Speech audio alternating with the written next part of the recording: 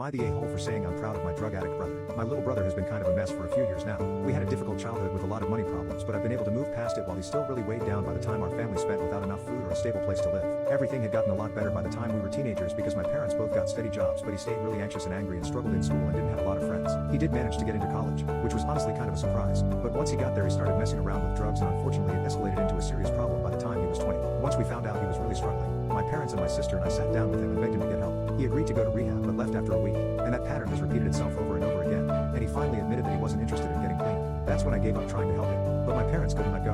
When he was 22 he stole a lot of money from them. I'm talking thousands of dollars, which is really significant in my family. After that my parents cut him off and no one in the family had much to do with him for a few years, but I got updates sometimes from a mutual friend I have with him that he wasn't doing great and had been living in shelters and on people's couches. Recently, though, that friend told me that my brother had voluntarily checked himself into rehab and had been there for a month and that he was really putting the work in this time. I was skeptical at first, but weeks and weeks passed and she kept having good updates. She even showed me a letter he'd written her from rehab